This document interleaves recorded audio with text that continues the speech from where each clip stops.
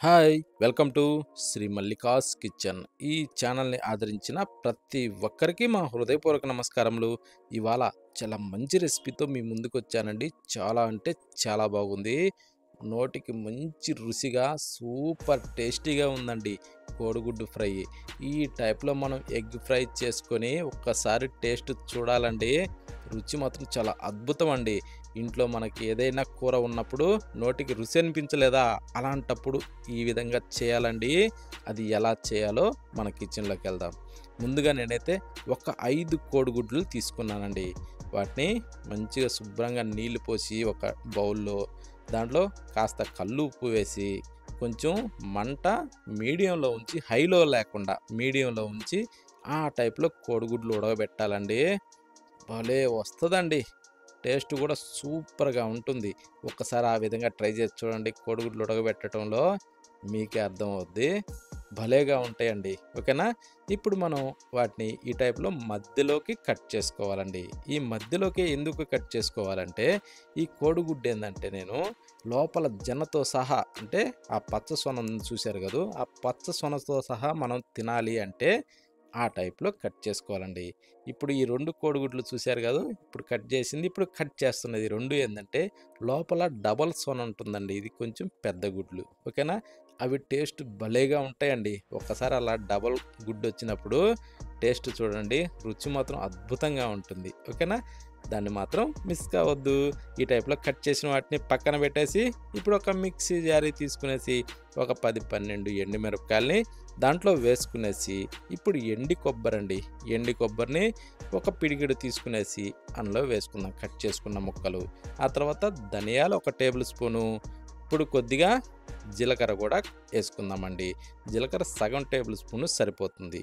ఆ తర్వాత వెల్లుల్లి రెమ్మలు అవి గూడా వేశాక, చిటికెడు పసుపు గూడా వేసుకోవాలండి. వేశాక రుచికి సరిపడా సాల్ట్ గూడా దాంట్లో వేసేసుకోవాలండి.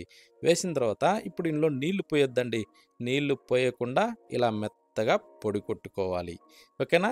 ఈ పొడి ఏందంటే కొంచెం బరకగానే వస్తది. కానీ ఇబ్బంది లేదు. ఇప్పుడు స్టవ్ ఆన్ చేసి ప్యాన్ పెట్టుకునేసి నూనె పోసుకోవాలి. ఒక 2 గంటలు వేడెక్కనిచ్చి తాలింపు గింజలు వేసుకునేసి వాటిని కొంచెం ఫ్రై కానివ్వాలి. ఆ తర్వాత మనం కట్ చేసి పెట్టిన ఈ కోడిగుడ్డు ముక్కలన్నింటినీ దీంట్లో ఈ టైప్‌లో బోర్లా పెట్టుకోవాలండి. ఓకేనా? ఈ టైప్‌లో బోర్లా పెట్టుకుంటే ఏందంటే, ఈ మనం నూనెలో ఫ్రై చేసేటప్పుడు ఈ ఆవిరన్నది లోపల వరకు పోయి కోడిగుడ్డు భలే రుచిగా ఉంటుందండి. లోపల వరకు బాగా ఫ్రై అయ్యి. అందుకోసమని ఆ టైప్‌లో పెట్టాలి. ఇప్పుడు మనం లోపల ఉడికిన తర్వాత ఈ విధంగా మళ్ళా తిరగేసుకోవాలండి. కోడిగుడ్డు వేగిన తర్వాత. ఈ విధంగా ఏందంటే తిరగేస్తూ వీటిని కొంచెం బాగా మనం ఫ్రై చేసుకోవాలి. మంచి కలర్ వచ్చేదాకా. ఇప్పుడు కాస్త అలా తిప్పుకునేసి ఇప్పుడు ఏం చేద్దామంటే ఒక 4 రెమ్మలు కరివేపాకు కూడా దూసి అందులో వేసుకుందామండి. ఎందుకంటే ఈ కరివేపాకులో ఉండే ఈ ఫ్లేవరు ఈ కోడిగుడ్లు పీల్చుకునేసి ఈ కోడిగుడ్డు తింటుంటే రుచి ఇంకా అద్భుతంగా ఉంటుందండి. ఓకేనా? అందుకని ఆ ఫ్లేవర్ కూడా కోడిగుడ్డు బాగా పీల్చుకోవాలి. ఆ టైప్‌లో మనం వీటిని బాగా ఫ్రై కానివ్వాలండి. ఈ విధంగా ఫ్రై అయిన తర్వాత ఈ కోడిగుడ్లన్నిటిని రౌండ్ అప్ చేయాలి. ఈ టైప్‌లో రౌండ్ అప్ చేసిన తర్వాత ఇందాక మనం గ్రైండ్ చేసిన ఈ పౌడర్ ఉంది కదూ! ఈ పౌడర్‌ని ఈ మధ్యలో వేసేసుకునేసి ఇప్పుడు మనం ఏం చేద్దామంటే దీన్ని బాగా కలుపుకోవాలండి. అంటే ఈ విధంగా మొత్తం మిక్సింగ్ చేసుకోవాలి. ఈ ఆయిల్‌లో బాగా కలిసే విధంగా.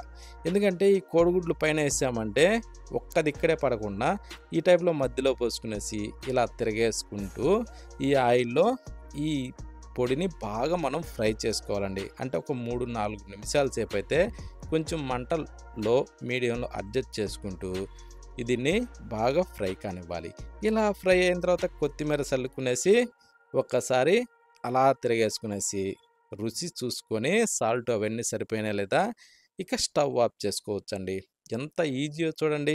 కానీ టేస్ట్ మాత్రం చాలా బాగుంటుంది. మనం ఏ కూర చేసినా ఒకవేళ ఇంట్లో సమయానికి పప్పు చేశాము, ఇంకేదో చేశాము, నోటికి రుచి అనిపించలేదు. అలాంటప్పుడు ఈ యొక్క 2 కోడిగుడ్లని అలా ఉడకపెట్టుకునేసి ఈ టైప్‌లో పొడి కొట్టుకొని ఇలా ఫ్రై చేసుకొని ఆ పప్పు చారుతోటి ఈ కోడిగుడ్డు ముక్కను అలా పెట్టుకునేసి నంజుకొని తింటుంటే రుచి ఉంటదండి. అద్భుతమండి. ఇంకా ఏ కూర గూడా లేకుండా వేడి వేడి అన్నంలో ఈ కోడిగుడ్డు ఈ కాస్త పొడిని అలా వేసుకునేసి ఆ పొడితోని కలుపుకొని కోడిగుడ్డుతోని ఇలా నంజుకొని తింటుంటే ఆ వేడి వేడి అన్నంలో రుచి ఏముంటదండి. అంత బాగుంది.